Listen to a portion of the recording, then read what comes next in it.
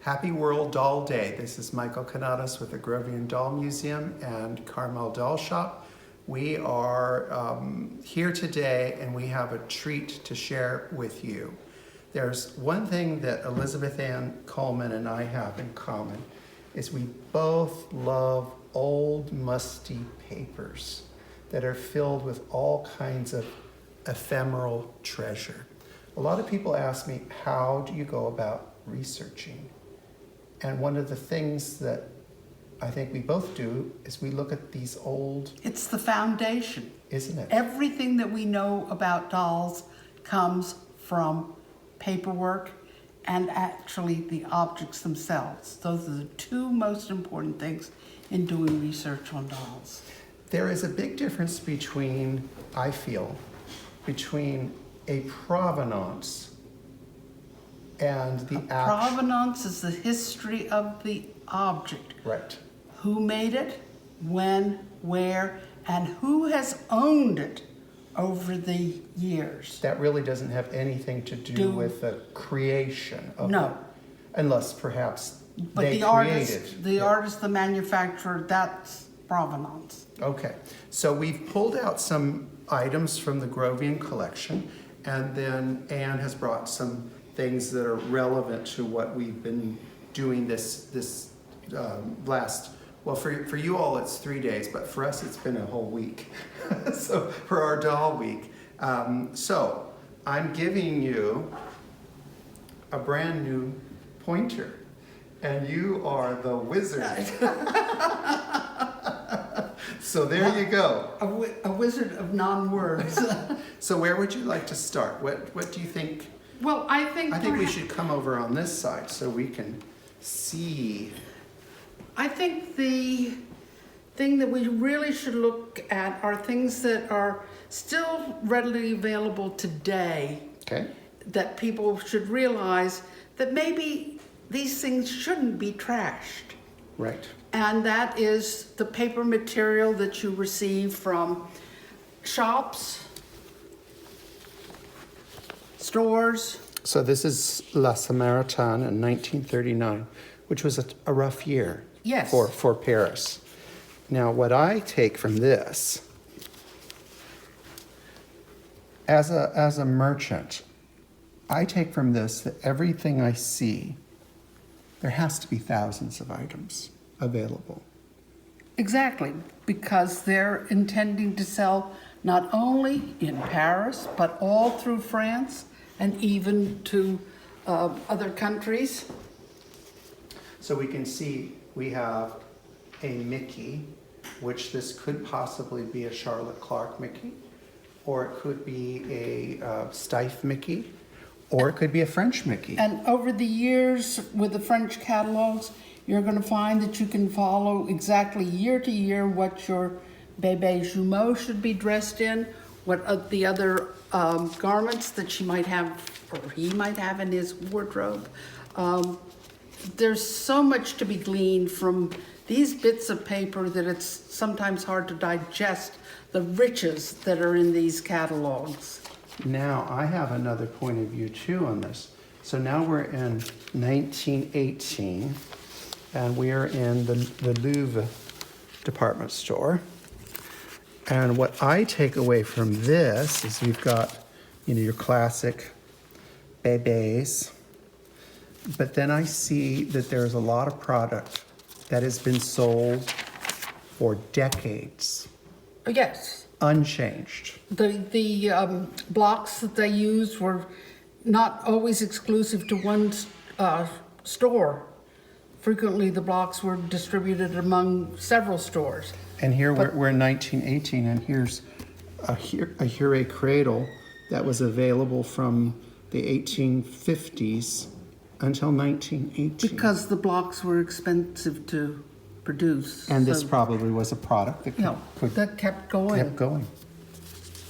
Now, I love these items because you can really learn a lot from the assemblage and, a cook stove, all these things. And then you can really see, what I think is interesting is the sizing, the variety of sizes, because it's all there. sizes and prices. Prices, yes. And frequently the materials that the garments are made from. Yeah, they'll give you a description. The other thing that's interesting about the French catalogs in particular is that there was a toy catalog basically sent out at the end of the year. It was not a Christmas catalog the way we think of it. It was for New Year's Day and That is a trend. at Trends. Because that was the big gift-giving day, or is still the big gift-giving day in France. I love these, and the thing that is so special about them, the word ephemeral means, It's meant to disappear. yes, and But this, that's Yeah. all the more reason why they need to be preserved. and actually the paper is very cheap. It's a very cheap quality, so they do need to be Handled preserved. with care. And they need to be scanned and preserved. All right, where would we go next? Well, why don't we look at the English counterpart, Liberty of London catalog, again from the late 1930s. And this catalog, while it does not show the dolls that I spoke about in my presentation on Liberty of London, it also came with a real treat, and that is this price list of what the Liberty dolls would cost. And this is for the coronation, the under one, I think that is being photographed now. And the great thing is, the bottom line, almost any historical character can be made to special order. And when you think of the number of Liberty of London model dolls they created, over 600 different ones in their working career, it's pretty amazing. I'll take all the presidents and first ladies and Cleopatra. Yes. Now, do you want to speak about some of the photographic images? Well, I think we should. These are a particular favorite of mine, and this is a Jumeau trade card. And you can see it's faded, but it says Bébé Jumeau, 1878. It's not 1878, but that's when they won their award. Now, if I costume a doll like this, with that bouffant skirt, people would be outraged. They would have thought I just did it all wrong. But this is what the dolls looked like when they were new. And I think that these things are invaluable as a guide. They're to the merchandising tool for the Right. taste of the day. Now, this one is not so interesting on the back, but, so that's Jumeau. And where did it go? We had it. Here Here it is. Here's, again, these are a Bébé Bruise, and the dresses are very bouffant. And you can see the different, one's wearing a bonnet, one's wearing a hat. Bonnets cover cover the ears, hats do not. Okay, so this is great for costumers and people that want to authenticate an original costume. But here's the real takeaway. And the really big thing for World Doll Day. Yes. So we know that they have sold dolls. They sell dolls in France. They sell dolls in America or England. They sell them in Germany. They sell them in Spain. They sell them in Portugal and Brazil. So there's two. So they had a worldwide distribution. And you were telling... And that's only the beginning. That's only the first step out. Yeah, these are who they're working at. I don't see Russia on here, but that would have been... But we know the Russians... that was a major market. Yeah. We were talking about the olden days, and you were talking about a great collector who shall be nameless. But you told me that she had a magnificent collection. And where did she get her dolls? It was your friend that was her husband was an automobile collector, and she... Oh, she got them in Pueblo, Mexico. Yeah. And Pueblo had money. They bought French dolls regularly, very nice French dolls. So you can see the reach of this small, basically small company. It wasn't a huge company. And I think we would only really be able to prove that by by that piece of paper Yes. with a pretty picture on the front. Yes. Well, I love the pretty picture. And then again, here's another one, another original trade card. Again, if I did this as a costume, people would be, you've gone too far. It's too froofy. Frou-frou, yeah. It's froofy. And then again, here I have a translation of this somewhere, and what it basically says is, our dolls are more beautiful than anyone else's. They're the finest make, the finest quality. So there's a lot of propaganda in that. The next thing, where do you want to go? I want to go to Okay, well, Album de la you do Poupée. that one. Now, this is a wonderful bit of advertising because it promotes both the shop and their merchandise, and it becomes a toy for the child to play with. Album de la Poupée, and here within, usually you find the French poupées, but again, it's documentary for what the they're shop was still selling. selling. You know, and there are several different versions of this Album de la Poupée. They don't all correspond in their pictures It's in the how inside, they glued them into the... and also maybe the years. This one's interesting because just by the... And I don't know which distributor. Usually there's something in here which should be at tells the you. box. There we are. En bleu, one of the biggies. What is interesting about this particular album is it has lady dolls that we could really date at the late 1860s, but it also has the Steiner Gigator in it. Yeah. So that tells you really how early the first Bebe, the Gigator, is right in there, and we Yeah. can't... And you aren't going to get that in many other places. No. Now, speaking of, where did that piece of paper go now? Here. We're talking about. So this was originally a very large piece and beautiful lithography. And this was probably part of a display stand at one of the great exhibitions. So they're basically telling us what they have for sale and how they sell it. So we have Bebe Riche right here, Bebe Tatour laying in the center, one of the dolls that's one of the longest life of a novelty doll. Then we have Bebe Chemise in the center.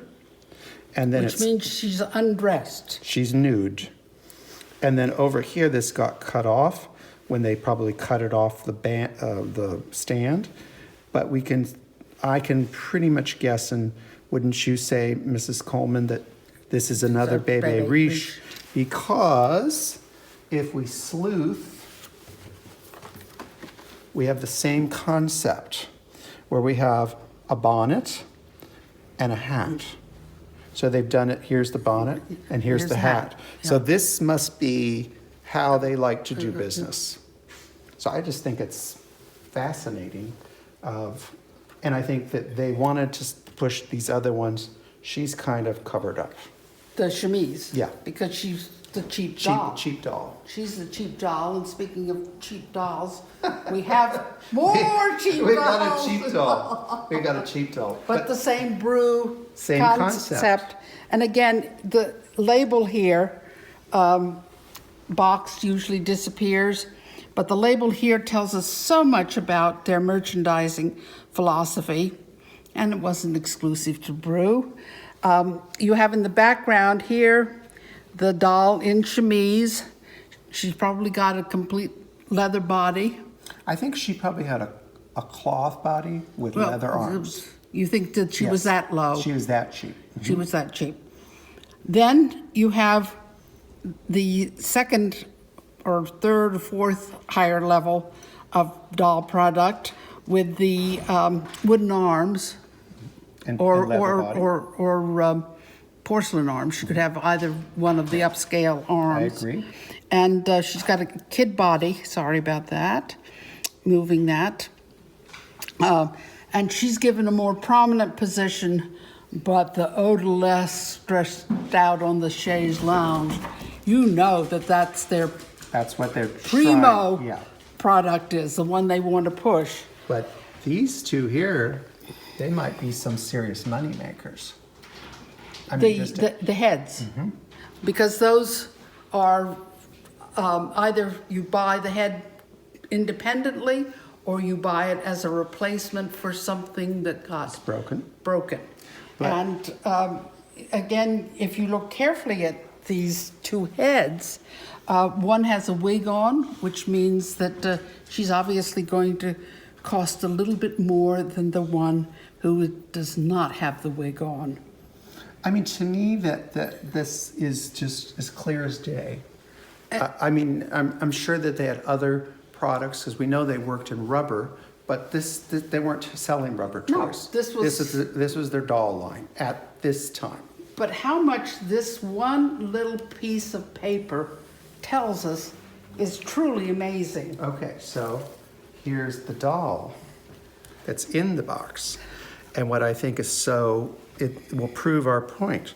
So it's a nice smiling brew, perfect leather body, leather arms. But if we look at the body and we pull that up, well, that's probably not a good way to do it. I can tell you that, here's a good way. Now look right in there. This is a cloth body. But if you held it now, you'd never know that was a cloth body. No. So, and here they've dressed it. This is a dress doll. No. You know, this wasn't No, done this by isn't in the commercially. chemise. Yeah, just the chemise. So they used the cheap version to dress it because To conceal the lesser and quality it's of the body. today they're still concealed Yeah. because people say, oh, it's on a leather body because they don't bother. Yeah. Now I don't see anything wrong with this. No, You know, it's it's just a high their quality. merchandising and way of bringing in money. That's right. Whoever will buy at whatever level. I mean, if I could find somebody that could stuff a body to that quality of workmanship, I would be over the moon. Okay, put that on right. Okay, now what do you want to look at next? Well, I think perhaps we can look at this cutting from a magazine article. Dolls that are people. Yes. In another program in this series, there's a discussion of the dolls by Dorothy Heiser. And these are very early Heiser dolls, and they came out of a publication called The Woman's Home Companion in the early 1920s. But magazines are generally considered ephemeral. Sure. Once March 22nd through 28th is over, then the magazine goes out. But this information is absolutely invaluable because it gives us a sense of what Dorothy Heiser was doing At that time. at At that that month. moment in time. Yes. And it gives us an idea of what her early dolls look like and how different they are from her later ones. Well, they're sensational. I mean, I'd love to have, I'll take them all. Take them all? Mm-hmm. You won't leave any for No, me? I'll give you one. I'll give you one. You can have, that one. Your generosity. What overwhelms I me. love about her work, since I've learned about it this last week, is I love all her work, but I love her contemporary work. So this is a contemporary. Yes. That's what That's I love. Lanvin. That's the the she French got it. designer Lanvin. She got it. She knew what she was doing. Now, another magazine, or magazines that were popular, were periodicals, women's periodicals in the 19th century. And they came out once a month, but they often include images with dolls. And again, you get a sense of the dress, and even frequently you get a sense of the type of doll that was popular at a particular sometimes they're very moment clear. in time. Yeah. And these publications will also include patterns in them for dressing dolls and so forth. So again, a magazine which you think has a limited lifespan for doll collectors can have a very long and fulfilling lifespan. And what was lovely about this was a gift from someone to us. Our Romer doll is dressed almost exactly like this costume, except that the trim is black. Now the question, what is your I don't know. Did Romer follow this fashion plate, or did this fashion plate follow Romer? Was it both? I think it's going to be Romer followed this fashion plate. Sure. I think Okay. that's yeah. Well, because you'd want to have a Yes. model that you could say this is the latest of what date do we have? I think it's frequently 60. it's coded here in Okay. the number of the plate. Yeah. But I mean, the collectors today again could use these for. And these plates appeared in a variety of publications. They were not exclusive to any one publication. And that's why we in see the 18th similarities. in the 1860s, these plates could be bought in Paris and be published in the States within 3 weeks. Yeah, I mean, that's just mind-blowing when you think about it. And they were bought without the advertising on the bottom, which usually gives the name of the magazine and where you presumably could go to buy the products. These, to me, are all doable, but I've seen a lot of fashion illustrations when you look at it and I think that is just not possible. You know, sometimes they've just gone too far. Yeah. I mean, what's your opinion? I know you're going to give it to me. My opinion is that it depended on who was having the item made up. Okay. If it was somebody in Middle America, they're going to go for a stripped down version. If it's somebody in an eastern seaboard city or even here in California, they're going to have a more luxurious. Yes, I agree. Fabrics, trims, everything more Yeah, luxurious. they could pull this off. Yeah. I mean, these are fairly subdued, but sometimes they're just Over the top. over the top. Okay, now where should we go next? Well, I've been talking. It's your turn, sir, to talk. Oh, well, how about a little thing like this? So I believe that this is the first catalog of Bluette's ready-to-wear clothing. And it is, well, we had this printed a long time ago. I think it's from 1918. And this, again, gives us the price, the styles, and the names. No. So to go in and identify them, I mean, I love, and then to get it just right. So here's classic 1918 clothes for children. To me, all of these things enrich your experience with your dolls. I think so. I think so. And that the right hats and all of the names. I mean, for me, when I look at this, it's like looking at the Sears catalog when you're a kid and you circle it and think, oh, I want that. Dream. Okay. So here we have our rubber dolls. Which were pretty much unique to this country. And this is from the distributor, I believe, Yes. of I think it's the New York Rubber Company. yeah. And I think And this would have been a portion of a salesman's sample book, yes. And we which have, he would have taken around to wherever his trade route took him to sell to merchants. I think we have probably at least 50 pages of, besides dolls, decorative arts and things. The sad thing about these is the dolls almost don't exist. It's one of those areas that there's just very little Because material. the composition, or the rubber composition has disintegrated, But I mean, I hardened, think and that broken. they're art unto themselves. Oh, they're wonderful, Yeah. wonderful pieces, wonderful pieces. And shall we show them some more pretty photographs?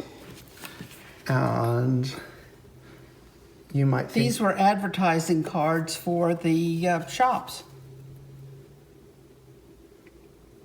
And I think you just pick one out up on your On way out the door? Yes. It was the business card of the day for the shop. And it's a pretty nice reminder to take home to your parents, or more particularly your grandparents, if you were a child, And and say, see what I would like. And then again, look at that costuming. If we did this, people would say, what did you do with that skirt? It's so bouffant. It's like a bell. Well, it's one of those things where, is this representing a teenager? Or if you let the skirt down, it's going to come down to the floor length. So does it suddenly become an adult? Now, we had a discussion in one program with a provenance, and we kind of sleuthed it that the provenance, people made a mathematical error in time, and it can happen for a few reasons. So you brought a doll with a tag on it. This little doll is one that started me out on a quest I never expected to be on, and that is searching for Liberty of London dolls. I was familiar with the later models, but I didn't know what Liberty of London dolls of the early years looked like. And this comes up in an auction, and it has Dickens character doll from Liberties of London, England, 1927. So this is almost like a hang tag, really. Yes. But this is a known model of theirs. It's not Little Nell, who looks very much like this one. Little Nell carries a basket and a parasol. This one carries a bag. She is the model of the Victorian girl, early Victorian girl, not Little Nell. And this is where it's so confusing, because you think Dickens' character, this is Little Nell, but it isn't. You just have to keep on digging, and this is where the ephemera becomes so important. So I have a question for you. If this didn't have this on the doll, Would anybody you have been interested? No. See, I think it sparked your research Yes, exactly. reaction. I wanted to know more about this because it had it on. And that's why tags are important, because there's always a grain of truth in them somewheres, but it's left up to you to figure out the puzzle. But a tag is something that could be moved from one doll to another. Yes. I did a little joke. A friend brought a doll to show, and it had a second place ribbon on it. And I said, we don't have second place dolls in World Doll Day. So I took it and I brought her a first place and gave it to her. But I say that ribbons have legs they do. because they walk But from doll to doll. But that's not the same thing as what we're doing. That's kind of a vanity. We're talking about this gave you a roadmap. Yes. To find out that it is what it is, a Liberty of London doll. It's just off a bit. And I have left the auction house tag on the doll so that somebody can go back and research how much I paid for it when I bought it. Again, Someday, that's part of the provenance. Far in the future. Yeah. Yeah. But ephemera really is a treasure I trove. love it. And And it has so much to help us learn about what we love.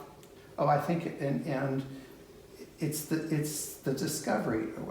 I did a podcast talk with the Doll podcast, and she asked me about how do you research, and I didn't give the greatest answer in the world now in retrospect when I listened to it again, but this is kind of how you do it. You just start with a piece of paper, an advertising card, a magazine, and you just sleuth. Keep going. Yeah, yeah. I mean, the problem with going through those magazines, the Woman's Home Journal, you can lose a whole afternoon because there's a whole lot of Little roadways yeah, there's a off. little roadways off. Well, thank you, Anne, for teaching My us, pleasure as always. teaching us the trick of the trade, because how many pounds are the Coleman encyclopedias all? 18 pounds of book in those 3 volumes. 18 pounds. 18 pounds. So the material that got to the 18 pounds, And how those many were tons is that? How do you mean? Well, you I don't have all the papers that we use. you don't. Okay. No. Yeah. They're But- scattered around the world. Yeah, but you. It I has to. personally have quite a sizable Yeah. archive of ephemeral material. Which is really, really very important. I mean, we didn't cover a lot of other items that Oh no, fall this is under. just This is the top. this is just light. Yeah, This this is 10% of what. Because I know you've got a lot of research and that you've saved a lot. Because you're one of those people that if someone is working on something, the Colemans have always been more than willing to share. We've tried because people give back. Yes. All right, friends, we will see you later. Bye-bye. Bye.